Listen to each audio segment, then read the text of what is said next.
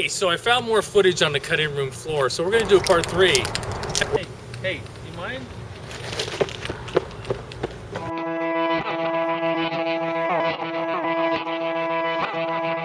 New murals seem to pop up almost every day, and established ones that I seem to come across simply by accident, or by word of mouth. This one I caught recently was painted over once again not long after discovering it.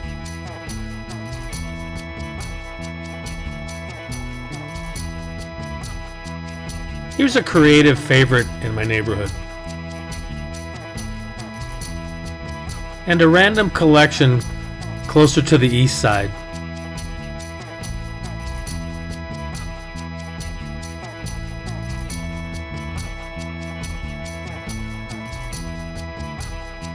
And some new additions in the RINO Arts District.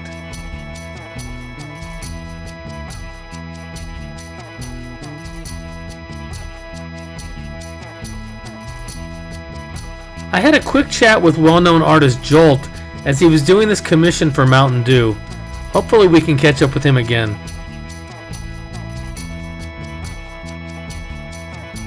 I've always liked this mural. Statistically, there's about a 90% chance that the mural won't get tagged. Too bad nobody gave this asshole the memo.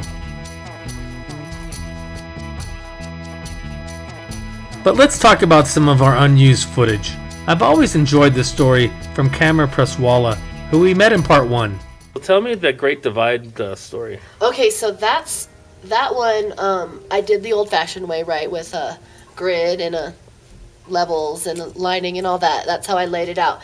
And so it took me 2 days to paint it, which seems like a lot. But I had a big scaffolding, so I was up on the scaffolding and I was working late Saturday night, and I heard kind of a commotion, but I just didn't look. And then I ended up, coming down, breaking down my scaffolding, sticking it in the back garage doors, coming back the next day, and there was like cops around and stuff, and someone had murdered their girlfriend and stuffed her in a barrel up the street. And I think while I was on the scaffolding, it happened. And I didn't look. That's crazy. Also in part 1, we looked at the ever-changing mural outside of Cold Crush. And once again, it has evolved, with its message to embrace a sort of peace in the neighborhood. Musa Baily elaborates on Cold Crush's success. To be honest, if I knew exactly what it was, I'd bottle it up and sell it, you know? I mean, all we really hoped that we were going to do here is create a place for our friends to hang out, and for artists and people who don't necessarily feel comfortable in clubs or sort of bars downtown, sort of just an offshoot from that, where they can go and hear music and have a good time and dance and see and be a part of like a creative experience, you know? So I think for the most part, we just added just a little bit of fun to the neighborhood. You know, there's great bars and restaurants and stuff down here, but what we like to think is we just brought just a cool spot to hang out to the table, you know? Yeah, it's a really laid-back atmosphere. Yeah, you know, it's just relaxed in here. You know, we don't have dress codes and things like that. It's just, look, just come as you are, and if you're here to have a good time and have fun, then you're always welcome.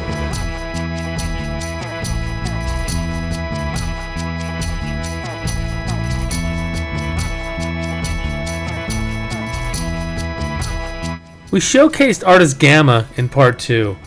One thing I left out is his devotion to the Broncos. His talents are in demand when it comes to sports-themed murals throughout this region.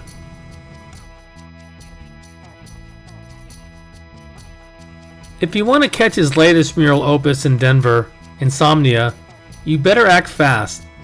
This social commentary will only be around for about a week.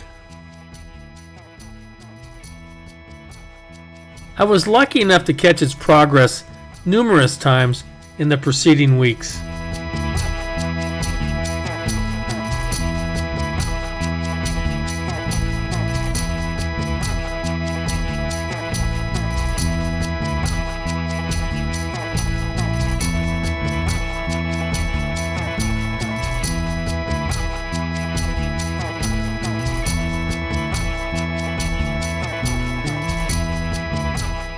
With the final image close to breathtaking. If you want to get into the heart of the mural scene, grab a BCycle and head north. You can take a pit stop at Broadway and Walnut on the left side of this map. There are numerous places to get a bite to eat right in this block.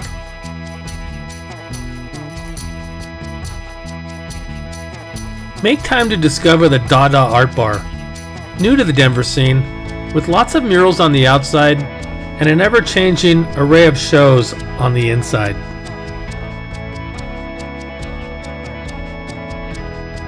If you venture across the street, you'll find a unique concept consisting of dozens of shipping containers welded together, making an eclectic group of restaurants, retail, and a coffee roaster.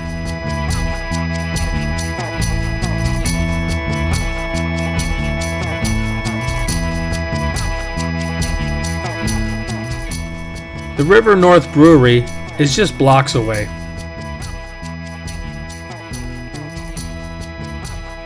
The next BCycle station heading north is 28th and Larimer.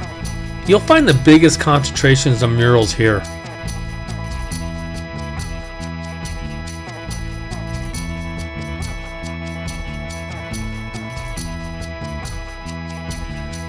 I like to grab a sandwich from Americo Delicious on Larimer and wash it down with a tasty beer from Epic Brewing, who happen to have immortalized a neighborhood mural on one of their labels.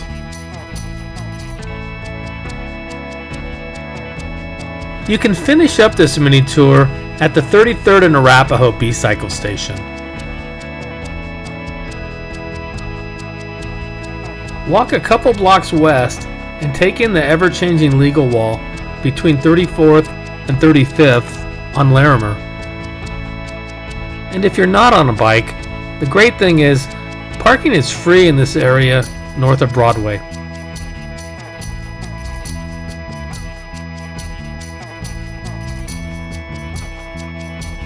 I wanted to close this segment with this mural on the side of Mutiny Bookstore on Broadway. I really enjoy the different treatments and styles contained in each letter.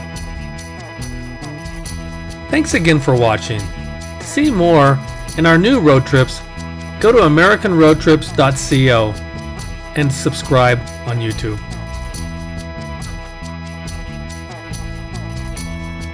One of my favorite things about putting this segment together was seeing Musa become a father. Wow, you know what? I'm speechless when it comes to that. I'm excited. That's all I can tell you. This is my first kid, and honestly, I'm terrified and excited and nervous and kind of all those things at once. But I'm more than anything, I'm happy. I'm looking forward to the challenge of being a dad.